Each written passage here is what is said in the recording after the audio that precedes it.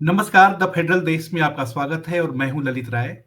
आज हम उस हादसे की बात करेंगे जो एक दिल्ली यानी कि देश की राजधानी में घटित हुई नई दिल्ली रेलवे स्टेशन पर बीती रात शनिवार की रात एक हादसा होता है जिसमें 18 लोगों की जान चली जाती है। या तो वो लोग प्रयागराज जा रहे होते हैं या प्रयागराज के रास्ते उनका कोई डेस्टिनेशन अलग होता है। लेकिन आज की डेट में जो आंकड़े हैं उसमें 18 लोग अपनी जान गंवा चुके हैं, यानी कि 18 लोग काल के गाल में समा गए हैं। सरकार की तरफ से, रेलवे की तरफ से ये सफाई आ रही है कि हम करते भी तो क्या करते, भीड़ बहुत ज़्यादा बढ़ गई थी और भीड़ के बढ़ने की वजह से ये हादसा हुआ है और इसके लिए हमने उच्च स्तरीय जाँच समिति बैठा दी है, जिसकी रिपोर्ट के आधार पर हम ज़िम्मेदारी फिक्स करेंगे।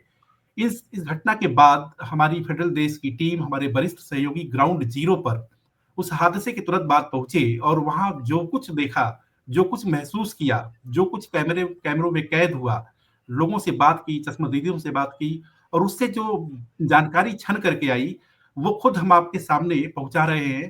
तो अभिषेक, जब आप ग्राउंड ज़ीरो पर पहुँचे, मतलब आपको जब जानकारी मिली और जानकारी मिलते ही आप ग्राउंड ज़ीरो पर पहुँच गए थे, तो वहाँ पे आपने क्या देखा?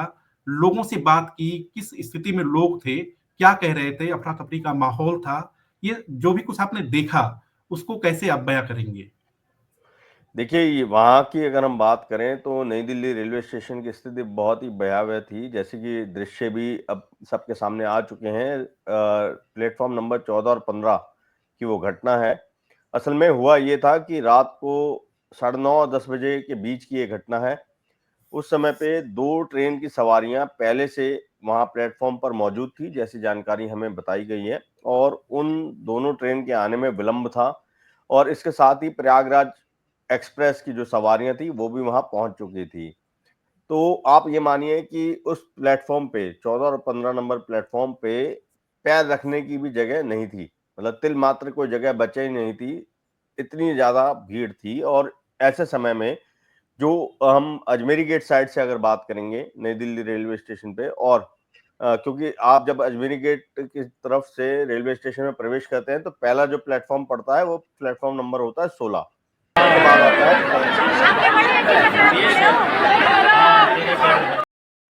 तो आप ये देखिए कि ये अभी एक दृश्य भी दिखा, भीड़ का नज़ारा आप इसे समझ सकते हैं। तो वहाँ पर इतना बुरा हाल था कि ऊपर जो ब्रिज है प्लेटफ़ॉर्म तक पहुँचने का, वहाँ पर भी ठसाठस भीड़ थी लोगों की और हर एक कोई उसमें से अधिकतर जो भीड़ थी, वो थी कुंभ जाने वालों की। इसके अलावा जो मैंने बात करी 14 और 15 नंबर प्लेटफ़ॉर्म की, तो वहाँ पर एक ट्रेन जो है बिहार के लिए जाना था और एक दूसरी ट्रेन थी, वहाँ की सवारियाँ थीं। अब ऐसे में होता क्या है कि जो प्रयागराज एक्सप्रेस होती है, उसकी सवारियाँ वहाँ खड़ी होके इंतज़ार कर रही होती हैं और जो प्रत्यक्षदर्शियों ने एक विटनेस भी हमें मिले थे, उनकी पत्नी जो है कल के हादसे में लापता हो गई है, वो बेचारे रात भर से परेशान हैं, उनको ये अच्छा, वो नहीं अभी तक पता है। मिली नहीं है। हाँ, वो वो मिल उनकी नहीं वाइफ पाई अभी थी। तक नहीं मिली है। हाँ, आज दोपहर में जब हमारी उनसे बात हुई थी मॉर्चरी के आगे, मौलाना आज़ाद मेडिकल कॉलेज के, तो वो वहाँ ढूँढते हुए आए थे और वो यही परेशान थे कि पता नहीं पत्नी उनकी कहाँ पर है, ज़िंदा भी है या फिर अब वो इस दुनिया में नहीं है। मतलब ये सबसे बड़ी दुविधा थी। आप ये समझिए कि प्रशासन की तरफ से जो बड़े-बड़े दावे किए जा रहे हैं कि भई हमने हेल्पलाइन चालू कर दी है या क्या है, लेकिन ज़मीनी स्तर पर आप देखेंगे तो लोग बहुत परेशान हैं, उनकी हेल्प करने वाला भी कोई नहीं है। क्योंकि मीडिया की जो मुझे लगा कि मीडिया की वजह से मॉर्चरी आदि में भी प्रवेश बंद कर रखा है, गेट जो है भिड़े हुए हैं, बाहर ही 2 सिक्योरिटी गार्ड बैठा रखे हैं, जो आपको बाहर रोक देते हैं। तो अब मैं कल रात की घटना पे फिर दोबारा पहुँचता हूँ, वहाँ पर आप लगाइए कि भीड़ बहुत ज़्यादा थी। इस बीच में जैसा उस कितनी प्रत्यक्षदर्शी ने भीड़ रही हमें होगी? बताया, अनुमानतः कितनी भीड़ भीड़ रही की होगी? आप जो दृश्य देख रहे हैं, उससे आप अनुमान लगाना भी मुश्किल है कि अब जैसा पुलिस ने कल जो बोला था कि लगभग 1500 टिकट जो है ऑलरेडी जो करंट टिकट होते हैं वो जर्नल बिक की चुके थे। जनरल जनरल के की जो करंट टिकट होते हैं वो बिक चुके थे, ऐसी संख्या एक आई। लेकिन जो प्रत्यक्षदर्शी हमें मिले उन्होंने ये दावा करा कि भीड़ इतनी अपार थी कि लोग उस लाइन को देखते हुए विदाउट टिकट जो है अंदर प्रवेश कर रहे थे। तो यहाँ पे आप सबसे बड़ी खामी रेलवे की ये देखिए कि एक तो भीड़ को मैनेज करने के लिए यानी कि जो सुरक्षा बल होना चाहिए था, वो नहीं था। आप वैसे देखेंगे कि जब हम रेलवे स्टेशन में एंट्री कर रहे होते हैं तो बैग की चेकिंग होती है, मशीन लगी होती है, एक्स-रे मशीन। साथ ही वहाँ पर डोर फ्रेम मेटल डिटेक्टर होता है, उसमें से प्रवेश करके आपको अंदर जाना होता है।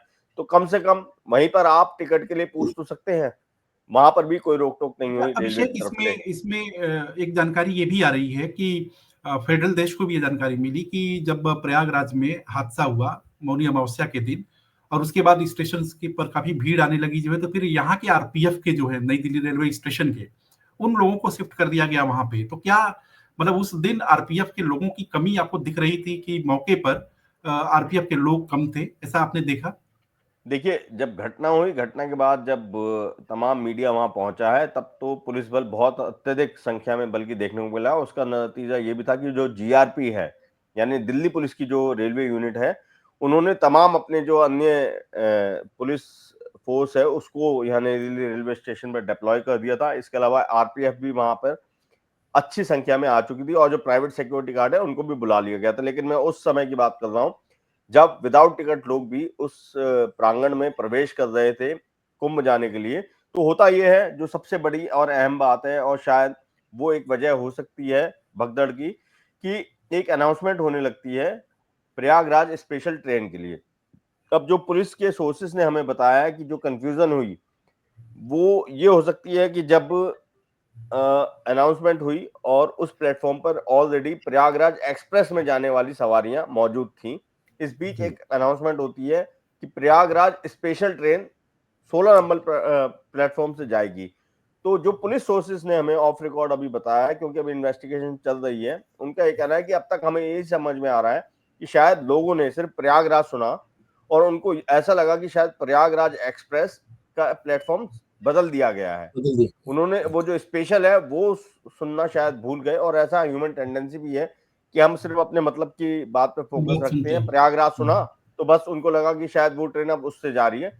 उस समय अचानक से अफरा तफरी हुई है और फिर एस्केलेटर और वो सीढ़ियां आगे पीछे ही हैं, वहां से लोग पहले पहुंचने के चक्कर में भागे हैं, और क्योंकि वहां बेतहाशा भीड़ थी, तिलमात्र की जगह नहीं थी, तो लोग एक दूसरे पर चढ़े हैं। और उसी दौरान हालांकि जो रेलवे के सीपीआरओ हैं उन्होंने ये स्पष्टीकरण दिया, ये अभी तक बात बताई है कि भाई वहां पर कोई व्यक्ति फिसला और उस फिसलने की वजह से फिर वहां अफरा तफरी मच गई। हालांकि मेरे को रेलवे का लेकिन जो स्टेप है शुरुआत से लेकर अब तक का, मैं कहूंगा तो रेलवे ने इस मामले में लीपापोती के अलावा कुछ नहीं कराया अभी तक। आप जैसे रात को, रात मैं को अभिषेक जी, रात को भी एक फेडरल देश को जानकारी मिली थी कि रेलवे ने पहले इस बात को डिनाई किया था कि ऐसी कोई इंसिडेंट यहाँ पर को नहीं घटित हुई है। या तो उनको जानकारी नहीं थी या फिर वो छिपाना चाह रहे थे। आपका क्या कहना है इस बारे में? सही, बिल्कुल ये, बाखबर या बेखबर दोनों। बिल्कुल आप ये लगाइए कि बाखबर बाखबर ना हो ऐसा हो नहीं सकता, अगर बेखबर है तो मतलब आप बड़ी देखिए बिल्कुल कितनी बड़ी आप घटना ये घटित समझिए हुई। गलत कि बात है। रेलवे जैसी संस्था की अगर हम बात करें तो हमारे देश की सबसे बड़ी संस्था में से एक रेलवे को माना जाता है। वो चाहे एम्प्लॉय के नंबर में हो, चाहे फिर यात्रियों को एक जगह से दूसरी जगह ले जाने की संख्या बल में हो। तो आप सोचिए, इतना बड़ा जो संस्थान है और इतने बड़े बड़े दावे किए जाते हैं कि सिक्योरिटी के लिए ये इंतजाम कर दिए हैं, ये टेक्निक अपना लिया है, लेकिन उसका अमानवीय चेहरा कल कहीं ना कहीं इस हादसे के बाद देखने को मिला है। जिन्होंने, जब ये घटना हुई और जब पुलिस को, फायर सर्विस को इंफॉर्मेशन पहुंची और खुद दिल्ली फायर सर्विस की तरफ से एक मैसेज आया जिसमें पहली बार स्टैम्पेड वर्ड का इस्तेमाल किया गया कि भाई ये कितने नौ बजे बज के ये पच कितने बजे ये ये मैसेज कितने आया बजे लगभग ये मैसेज आया लगभग 10:15 के आसपास, जिसमें टाइमिंग दी गई थी कॉल की 9:55 और 9:56 की। यानी कि जो सूचना मिली है फायर सर्विस को, उसके 10 से 15 मिनट बाद उन्होंने ये जानकारी मीडिया से साझा करी, क्योंकि मीडिया वालों के पास भी कुछ फोन आए थे। लेकिन जब तक कोई अथॉरिटी, कोई कंसर्न एजेंसी उसको वेरीफाई नहीं करती है, तो हम मीडिया पे उस चीज को एकदम से चला नहीं सकते हैं, वो जल्दबाजी हो जाती है। तो एक वेरिफिकेशन मिली और उसके बाद जब रेलवे से ये चीज पूछी गई तो रेलवे की बेशर्मी की हद आप ये देखिए कि कितनी थी। उन्होंने सिरे से इस चीज को निकाल दिया कि स्टैम्पेड नाम की कोई चीज हुई नहीं है रेलवे स्टेशन पे, ये एक महज जो है अफवाह उड़ाई जा रही है। अब क्योंकि हम मीडिया पर्सन हैं, विदाउट वेरिफिकेशन किसी चीज को बात नहीं कर चलाना सकते। आज के समय में बहुत ही अनुचित है, खासतौर पे इतनी ज्यादा संवेदनशील कोई घटना हो जाए जिसमें तो लोगों के मरने की बात भी जुड़ी हो। अभिषेक मैं मतलब शेखर से पूछना चाहता हूँ कि शेखर, आप देखिए कि ये घटना, दुर्घटना, हादसा नई दिल्ली रेलवे स्टेशन पर घट गई, लेकिन आपने देखा होगा कि देश के बहुत सारे कम से कम उत्तर भारत के बहुत सारे स्टेशन, चाहे सतना हो, कटनी हो, आपका मधुबनी हो, पटना हो, मुजफ्फरपुर हो, कानपुर हो, यहाँ पे जिस तरीके से भीड़, आपने देखा होगा कि किस तरीके से वो बैम्बू बांस लेकर के और उसके बाद वो एसी के बोगी को, उसके शीशे को लोग तोड़ रहे थे। जनता बिल्कुल किसी भी तरीके से उसमें शामिल होना चाह रही थी, उस कूपे में चढ़ना चाह रही थी ताकि वो प्रयागराज जा सके। तो ये दृश्य देख करके दिल्ली, नई दिल्ली रेलवे स्टेशन पे भी अंदाजा नहीं लग सका कि इस तरह का वाकयात जो है यहाँ भी हो सकता है। और रेलवे का प्रशासन वो उस दिन से लेकर के वो सोया ही रहा, केवल दृश्य देखता रहा कि भाई इतनी संख्या में भीड़ इकट्ठा होती है। तो इसको लेकर के आप क्या कहेंगे? एक कहावत है ना कि बहते गंगा में हम भी हाथ धो लेते हैं, वही काम रेलवे ने किया। उन्होंने देखा कि यार महाकुंभ में सभी लोग पैसा बना रहे हैं तो क्यों ना हम भी बनाए। तो उन्होंने क्या करा, 1 घंटे के अंदर 1500, जैसी हमें खबर मिली है कि 1500 जनरल सामान्य जो टिकटें होती वो बेच दी। जब आपको पता था कि इतनी भीड़ अंदर पहले से मौजूद है तो फिर क्या जरूरत थी। आपको ये पता था कि भीड़ को संभालने के लिए हमारे पास प्रशासन ना काफी है, ना वहां पर सिक्योरिटी की कोई व्यवस्था है। इसके बावजूद आपको ऐसी क्या आन पड़ी थी, मतलब इतनी क्या पैसों की इतनी तंगी हो गई थी रेलवे के पास कि वो टिकट पे टिकट बेचे जा रहा, और अंदर पे अंदर अगर वो टिकट बेचना ही बंद कर देते तो फिर लोग अंदर ही नहीं जाते, बाहर ही रहते ना। लेकिन उन्होंने टिकट बेचना ज्यादा, वो सोचा शेखर अपना अभिषेक खजाना भरना ज्यादा शेखर अभिषेक हाथ उठा मुनासिब रहे हैं समझा। जी, कुछ कुछ कहना चाह रहे हैं आपके जवाब पर? देखिए, अभिषेक? मैं इस मामले में सिर्फ रेलवे की इतनी लापरवाही नहीं समझूंगा कि उन्होंने जरूरत से ज्यादा टिकट बगैर सोचे समझे बेच दिए। इसके साथ साथ उन्होंने ये चेक नहीं रखा कि भाई जितने टिकट उन्होंने बेचे हैं उससे ज्यादा लोग कैसे प्रवेश कर रहे हैं। एक तरफ आप प्लेटफॉर्म टिकट की भी बात करते हैं, ऊपर से जैसे ललित ने सवाल करा कि क्या रेलवे ने ऐसा कोई इंतजाम नहीं रखा, तो ये बिल्कुल हकीकत है। इतनी बड़ी लापरवाही दिल्ली जैसे शहर में, जो देश की कैपिटल है, राजधानी है, जहां पर अन्य राज्यों से भी लोग आते हैं और फिर एक स्थान से दूसरे स्थान के लिए यहाँ से रेल इंटरचेंज करते हैं। तो आप सोचिए कि नई दिल्ली रेलवे स्टेशन पे, और जो नॉर्दर्न रेलवे के अंदर में आता है ये इलाका, वो इतनी बेफिक्री से अभी तक जो है चैन की नींद सो रहा था कि जैसे यहाँ से कुंभ की सवारियां जा ही नहीं रही हैं या ट्रेन बिल्कुल चली नहीं रही है कुंभ की। आप ये लगाइए कि कोई व्यवस्था नहीं है। छठ एक पर्व होता है जिसको हम कहेंगे कि दो राज्यों का वो पर्व मुख्य तौर पर होता है, एक बिहार में और एक पूर्वांचल में आ गया आपका पूर्वी उत्तर प्रदेश। तब उसके लिए, क्योंकि वो मामला सीधे सीधे राजनीति से जुड़ा होता है, तो आप देखेंगे कि हर रेलवे स्टेशन पे विशेष इंतजाम किए जाते हैं। वहां पर भीड़ को मैनेज करने के लिए एक भीड़ मैनेजमेंट का पूरा स्टाफ होता है, पुलिस भी होती है, आरपीएफ भी होती है, बाकायदा टेंट लगाए जाते हैं। आप सोचिए कि महाकुंभ, जिसके लिए जोर शोर से पूरी दुनिया में गुणगान किया जा रहा है, और एक साथ में ये 140 वर्ष वाला जो संयोग है उसका इतना प्रचार किया जा रहा है, उसको ढंग से कोई बिल्कुल समझा नहीं रहा है कि भाई वो जो नक्षत्र हैं, ऐसा नहीं है कि वो इसी कुंभ में हो सकता है आने वाले कुंभ में कोई और नक्षत्र ऐसा उस बिल्कुल समय पे बैठा हो जो शायद 200 साल पहले वैसा संयोग बना हो। तब ये इस हाँ। तरीके से गाएंगे कि भाई 200 साल बाद ऐसा मौका मिला है। हम्म। तो एक तो मिसमैनेज, एक इस तरीके से मिस इंटरप्रिटेशन इस चीज का किया जा रहा है, जिससे कि लोगों को लग रहा है शायद इस जन्म में ही उनको जो है ऐसा पुण्य कमाने हम का देख मौका मिल रहा है। आने वाले समय में ना ही आने वाली पीढ़ी को ऐसा मौका मिलेगा, फिर शायद हो सकता है 150 जैसा साल कि बाद मिले। तो आप जैसे ये कि लगाइए एक कि वहां हाँ, पर बिना, शेखर कुछ कहना चाह रहे यहाँ हैं, पर जो है, अभिषेक? हाँ एक बस मैं बात कह के रुकूंगा।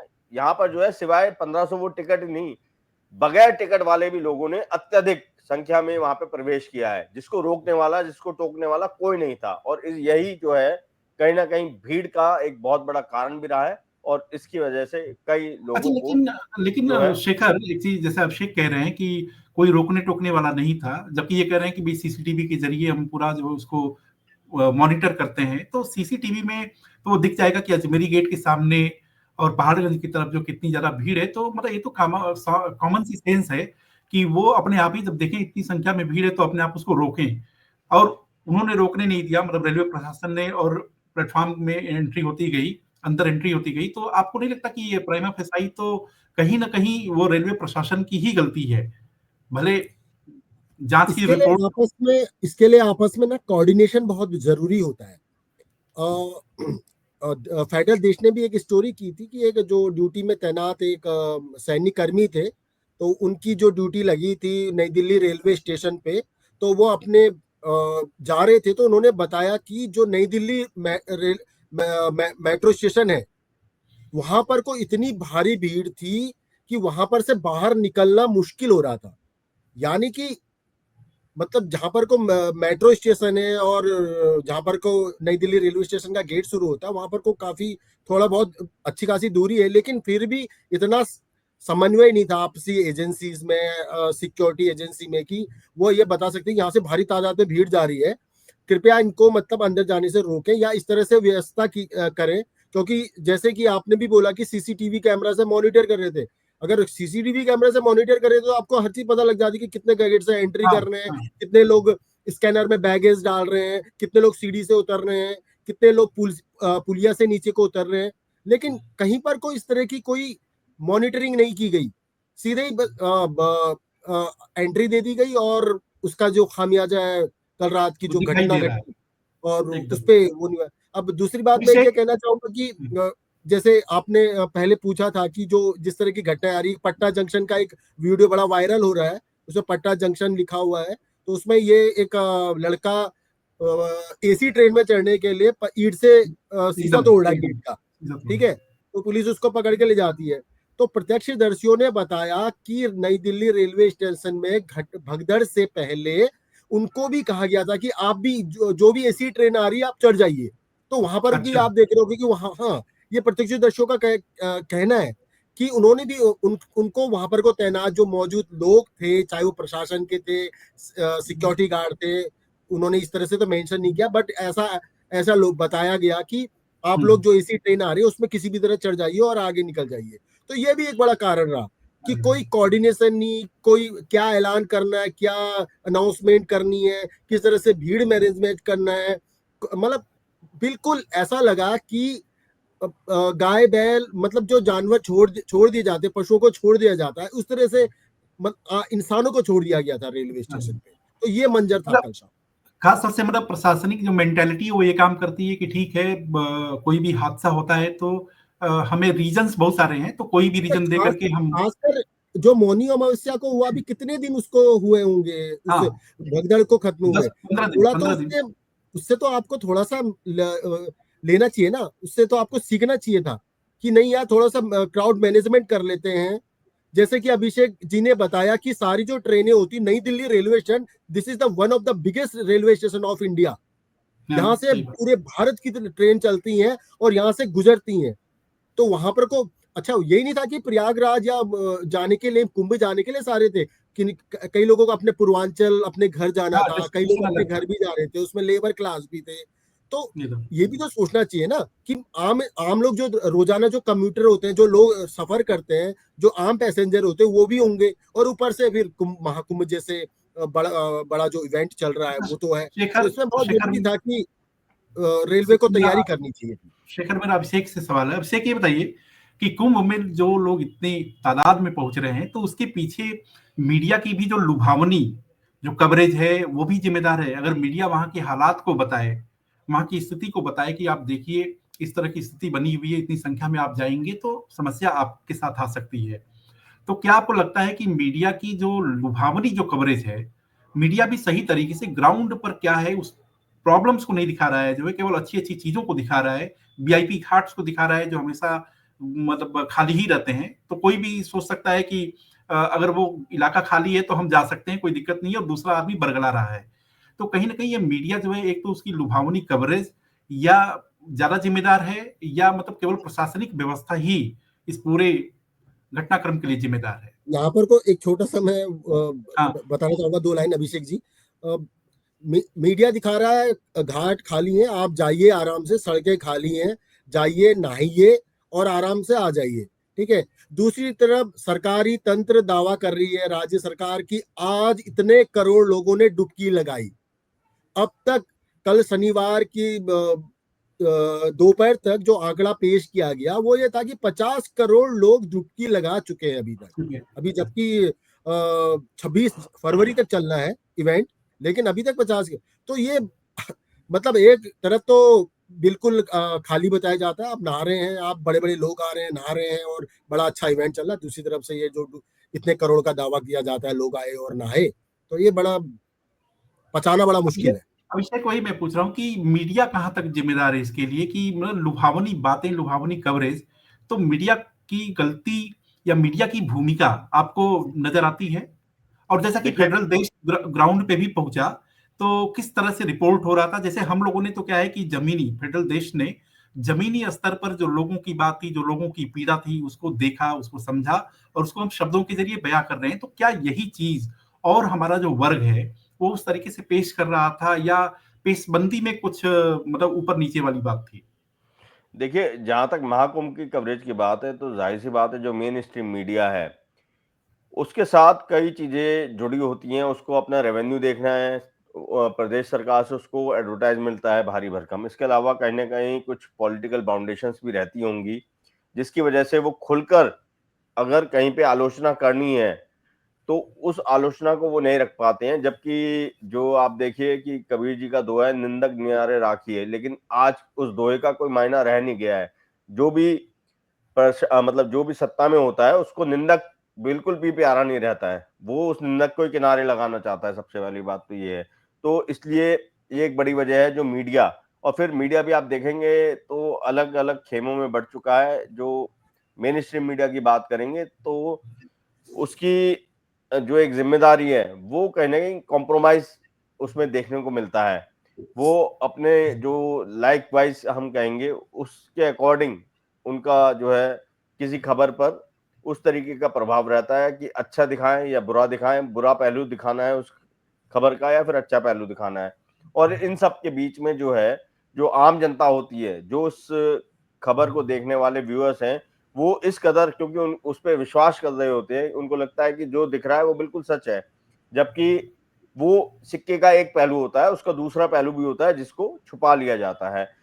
परंतु आज के समय में सिर्फ मेन स्ट्रीम मीडिया ही नहीं है, हम देखेंगे सोशल मीडिया है, और सोशल मीडिया पे आपको जो आलोचना होती है वो भी भारी भरकम तरीके से देखने को मिलती है। तो अभी जो भी महाकुंभ में चल रहा है, आप सपोज़ करें जो एक घटना हो के चुकी थी वहाँ पे, जो भगदड़ वाली महाकुंभ में भी हुई थी, उसमें बेशक जो मेन स्ट्रीम मीडिया थी उसने बहुत ही नपे-तुले स्वर में उस घटना को अंदाज़ जो है सामने प्रस्तुत किया था जनता के सामने।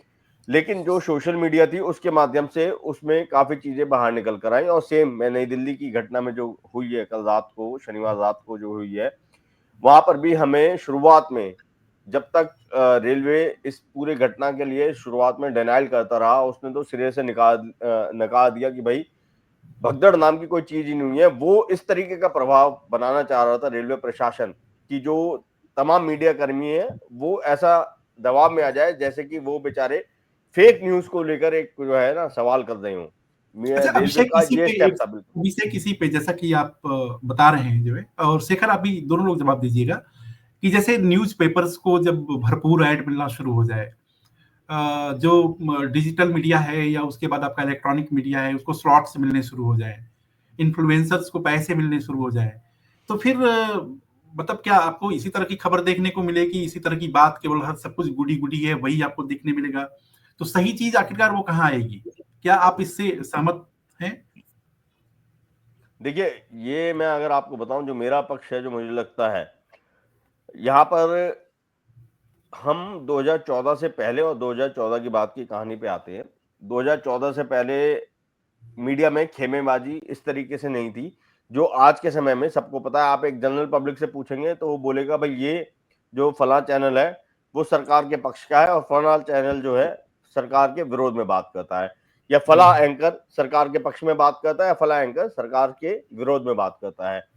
लेकिन 2014 से पहले का जो सिनेरियो था, वहाँ पे सब हमें एक समान लगते थे, क्योंकि उस समय पे मीडिया के अंदर खेमेबाजी नहीं थी। बहुत लंबे समय से एक पार्टी जो है हमारे देश की सत्ता में काबिज रही, चाहे वो पार्टी सीधे तौर पर रही हो, चाहे अपने सहयोगियों की मदद से रही हो।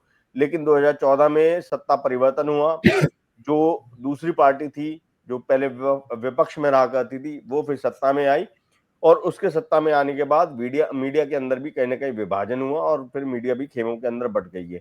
तो अब कहानी आती है कि एक दूसरे पर आरोप प्रत्यारोप की। तो आज भी जो है आप देखेंगे, जो सरकार से संतुलन नहीं बैठा पाती है मीडिया, वो आपको देखेंगे कि जो नेगेटिव पहलू है किसी भी काम के, उस पर जोर ज्यादा देती हुई दिखेगी। और जो मीडिया सरकार के साथ संतुलन बना के चल रही है, वो पॉजिटिव एस्पेक्ट पे ज्यादा जोर देती है। लेकिन इन सब में जो हम पब्लिक है, उसके लिए कहीं ना कहीं जो है धोखा हो जाता है। जबकि एज ए मीडिया पर्सन जब हम पढ़ रहे होते हैं पत्रकारिता या मास कम्युनिकेशन, तो सबसे पहला रूल हमें यही बताया जाता है कि हमें निष्पक्ष रहते हुए खबरों को जनता के सामने प्रस्तुत करना है।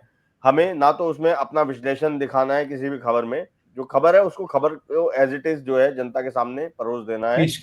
अच्छा या बुरा जो भी है वो जनता अपने आप समझेगी। लेकिन शेखर इस पे बड़ा अच्छा चीज, जैसा कि अभिषेक ने भी कहा कि आप ये देखिए जो है कि अगर मान लीजिए कि मीडिया का एक धड़ा सब कुछ अच्छा ही दिखाए और उसके बाद जो इंडिपेंडेंट लोग, जो सोशल मीडिया से जुड़े हुए लोग हैं, यूट्यूबर्स हो गए, चाहे उसके बाद आपके इंस्टाग्राम पे चाहे फेसबुक के जरिए जो लोग अपनी बात रखते हैं, वो उसके गलत पक्ष को दिखाते हैं, उसके मतलब डार्क फेज को दिखाते हैं। तो इसमें पब्लिक कंफ्यूज नहीं होती है कि एक आदमी तो अच्छा कह रहा है, दूसरा आदमी खराब कह रहा है, चलो मैं अपने फैसले के हिसाब से आगे बढ़ूंगा या नहीं बढ़ूंगा जो है। तो एक कंफ्यूजन वाली, जो कि अभिषेक ने भी कहा जो है कि ये बहुत ही अटर कंफ्यूजन, बहुत ज्यादा कंफ्यूजन हो रहा है। और उसके लिए कहीं ना कहीं जो मीडिया की तरफ से जो रिपोर्टिंग हो रही है, दो तरह की रिपोर्टिंग हो रही है। एक मेन स्ट्रीम मीडिया है जो ये शायद ये मान के चलती है कि भाई हम गलत ही क्यों दिखाएं, अच्छी चीजें भी हो रही हैं, अच्छी चीज दिखानी है। और साथ में इंडिपेंडेंट लोग ये कहते हैं कि भाई अच्छी चीज ही क्यों दिखानी है, वहां पे बहुत सारी खामियां भी हैं, कमियां भी हैं, तो उसको भी दिखाना है। इसमें अल्टीमेटली सफर जो है वो पब्लिक कर रही है। क्या ऐसा आपको लगता है? बिल्कुल ये चीज है। कुछ चैनल्स फेवर में दिखाते हैं, कुछ चैनल फेवर में नहीं दिखाते हैं, तो जनता कंफ्यूज है। और इसी कंफ्यूजन का नतीजा है कि आज जनता टीवी छोड़कर, टीवी चैनल्स नहीं देख छोड़कर कम देख रही है, और यूट्यूब में जो ग्राउंड रिपोर्टिंग करते हैं, ऐसे रिपोर्टरों को जो जर्नलिस्ट हैं बताते हैं या करते हैं, काम करते हैं, उनको देख रही है।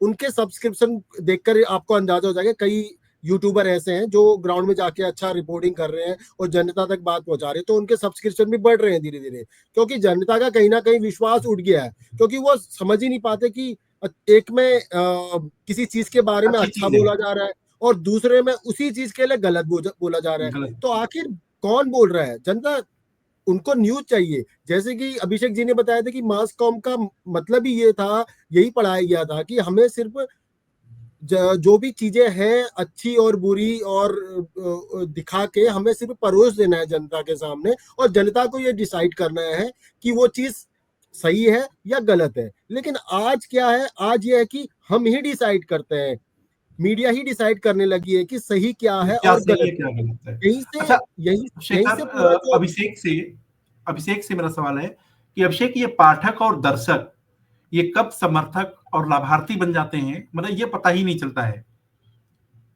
तो ये स्थिति क्यों हो रही है? देखिए मैं बताऊं, इसमें हम किसी भी एक को अगर पूरा दोष देंगे तो वो आज के जमाने में अनुचित है। हम ग्राउंड पर जाते हैं तो आज की जो पब्लिक है, आज की जो जनता है ना, वो बहुत भोली भाली या मासूम नहीं है।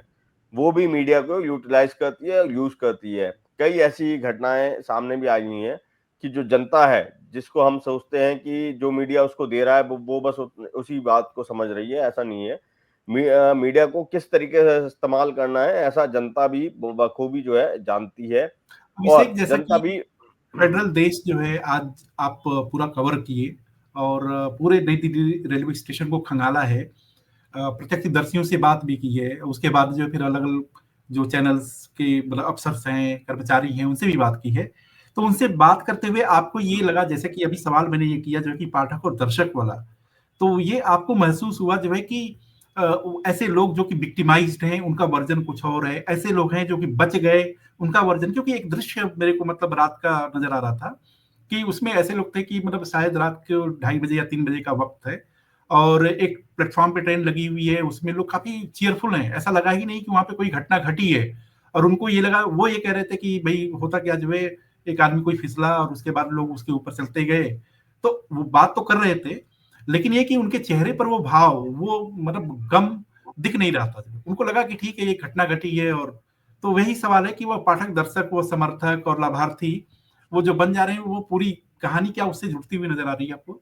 नहीं, बिल्कुल। देखिए, होता क्या है कि नई दिल्ली में रेलवे स्टेशन जैसा जो बिजी रेलवे स्टेशन है हमारे देश का सबसे ज्यादा, तो आप वहां देखेंगे कि लोग जो है, एक तो है क्या कि वहां पे फुटफॉल होता है। वहां पे बेशक एक दिन में लाखों लोग आते हैं, लेकिन वो लाखों लोग जो है आते हैं और चले जाते हैं।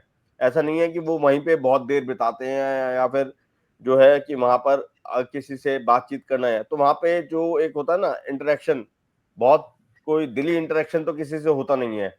सबको एक जगह पे आना है और अपने गंतव्य स्थान के लिए निकल जाना है। इतना भर का जो है उनका मेल मिलाप, या इतना भर का उनका आमना सामना होता है।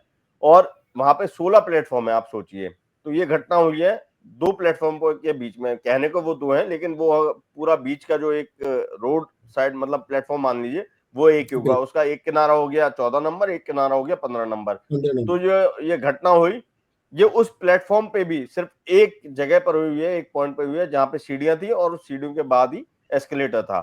तो यानी इतने भर हिस्से में वहां पे भगदड़ हुई, और वो प्लेटफॉर्म बहुत लंबा है। तो यानी समझिए, जो अफेक्टेड पर्सन हुए वो उस दायरे के बीच के जो लोग थे वो हुए। और वो बात और है, क्योंकि भीड़ इतनी ज्यादा थी कि एक के ऊपर एक बंदा चढ़ रहा था।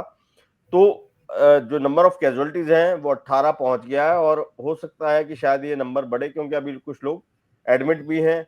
और क्या जो 18 की फिगर है वो कितनी ऑथेंटिक है, इस पे संशय इसलिए है, जिस तरीके का रवैया जो कल रात का रहा है रेलवे प्रशासन का, जिसने देश की राजधानी में होते हुए, जहां पर रेलवे मंत्री बैठते हैं, खुद प्रधानमंत्री भी यहाँ पर बैठते हैं, तब उनकी इतनी हिम्मत हो गई कि इस मामले को वो दबाने के लिए पहले जुट गए, सिरे से कोशिश जुट करते गए। हैं। और यहाँ पे मैं मीडिया कर्मियों का भी दोष इसलिए नहीं कहूंगा, भाई हम बिना किसी से कंफर्मेशन के इतनी पुष्टि बड़ी की। कोई खबर अगर चलाएंगे बगैर पुष्टि के, तो वो हमारे मन में भी एक चिंताजनक बात होती है कि यार किसी ने कोई पुष्टि की नहीं है। अगर हम इतने लोगों के मरने की बात कर रहे हैं बिना पुष्टि के, तो फिर उसके लिए जिम्मेदार कौन होगा? अगर ये झूठी भी हो सकते हैं, क्योंकि आज का जो युग है एआई वाला युग है। फोटो या वीडियो तुरंत तैयार कर लिए जाते हैं, कहीं और की घटना कहीं और से जोड़ दी जाती है।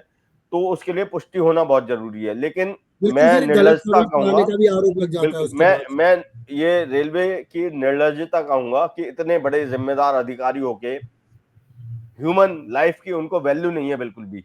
आप ये देखेंगे कि दिल्ली के एलजी ने सबसे पहले एक ट्वीट करा था, जिसमें पहली बार लिखा गया कि लॉस ऑफ लाइफ, यानी कि उस ट्वीट से पुष्टि हुई कि भाई लोगों की मृत्यु हुई है। तब जाके मीडिया ने फिर खुल के, क्योंकि मीडिया के पास फिगर एक आया था 15 का, लेकिन उसको बताने वाला या उसको पुष्टि करने वाला कोई नहीं था।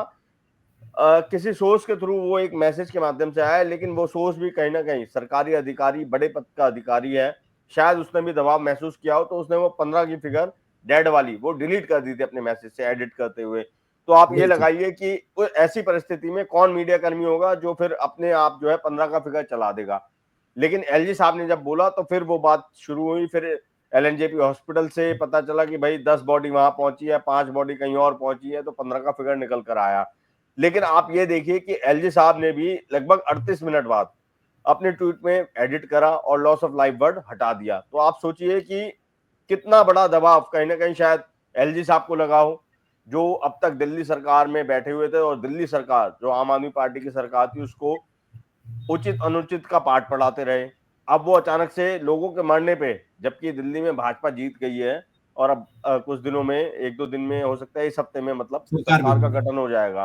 अब आप सोचिए कि एलजी साहब जो ईमानदारी का पाठ पढ़ा रहे हैं, जनता के हित की बात कर रहे हैं, और इतने लोगों की जो जिंदगी चली गई इस हादसे में, उस वर्ड को ही वो खा गए, एडिट कर गए। और लेकिन इस बीच में फिर आप देखेंगे प्रधानमंत्री ने स्वयं स्टैम्पेड वर्ड लिखा अपने उसमें ट्वीट में, जब उन्होंने करा, दुख जताया, खेद व्यक्त किया, लोगों के मौत की बात लिखी। हमारे देश के जो रक्षा मंत्री हैं राजनाथ सिंह, उन्होंने भी ट्वीट के माध्यम से ये बात रखी कि हाँ स्टैम्पेड हुआ है। लेकिन जो हमारे रेल मंत्री हैं, जिनको सोशल मीडिया पे खूब जिनकी जमकर खिंचाई हुई, आलोचना हुई, और रेल मंत्री से उनको रील मंत्री का नाम दिया गया, अश्विनी वैष्णव जो है अभिषेक, ये उन्होंने मामला बहुत इंटरेस्टिंग है इस पर कि अश्विनी वैष्णव, आपको याद होगा कि कुंभ 2013 आजम खान, समाजवादी पार्टी की सरकार थी यूपी में और आजम खान पूरे प्रभारी थे उस मेला को।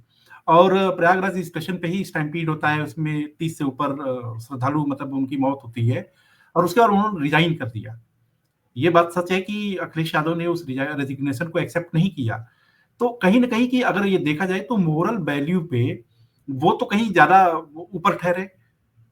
वो सरकार ने एक्सेप्ट बिल्कुल। नहीं किया, वो अलग इश्यू है, आप लेकिन ये ये कि आप मैं वही बताना चाह रहा हूं, आप ये सोचिए ना कि जिस भी विभाग का या जिस भी मंत्रालय का मुखिया ही अपने ट्वीट में ये हिम्मत नहीं जुटा पा रहा है कहने की भाई इतना बड़ा हादसा हो गया, इतने लोगों की संख्या में, इतनी संख्या में मौत हो गई है, उसका ट्वीट ये आता है कि भाई सब कुछ अब जो है अंडर कंट्रोल है। अरे क्या अंडर कंट्रोल है?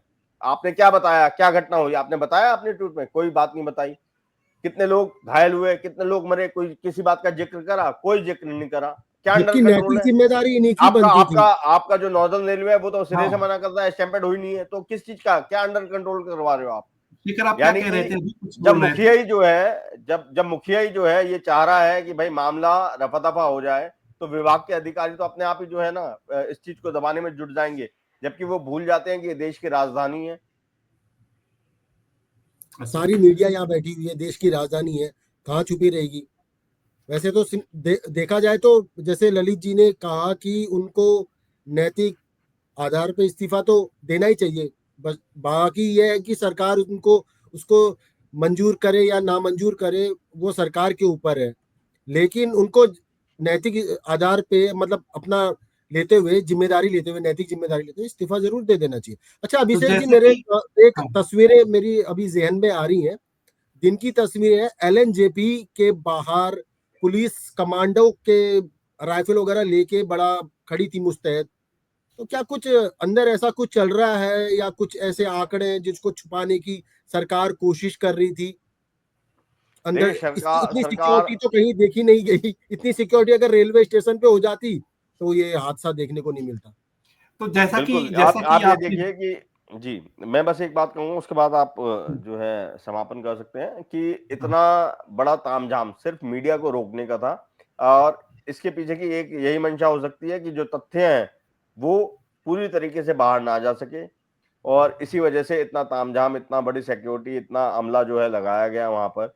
मॉर्चरी के गेट बंद करे, बेचारे जो परिजन परेशान, भटकते हुए दर-बदर रात भर से परेशान हैं, उनको वहां बताने वाला कोई नहीं मिल रहा है। एक हेल्पलाइन नंबर जारी कर दिया गया है। आप सोचिए उसकी क्या स्थिति होगी जब आदमी दर-बदर भटक रहा है उस फोन नंबर होने के बावजूद भी।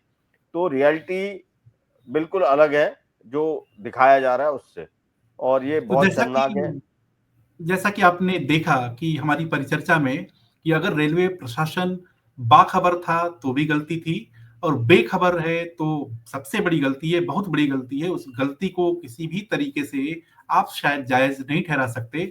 फर्क सिर्फ इतना हुआ है कि मौनी अमावस्या से लेकर के 15 फरवरी की तारीख में कि दिन बीते, जगह बीती है, घटनाएं दो हुई हैं, चाहे उसके पीछे अफवाह रही हो, वो तो कमेटी जांच करके अपना फैसला लाएगी कि रियल वजह क्या थी। लेकिन ये बात सच है कि 18 लोग इस दुनिया में नहीं हैं और वो कहीं ना कहीं वो व्यवस्था की वजह से काल के गाल में समाते हुए नजर आ रहे हैं। हम एक बार फिर किसी और विषय पर परिचर्चा करेंगे और तब तक के लिए आप हमको इजाजत दीजिए। हमारे सारे वीडियोस को आप फेडरल देश पे आप देख सकते हैं और खबरों को देश.फेडरल.com पे आप पढ़ भी सकते हैं। तब तक के लिए धन्यवाद। Thank you.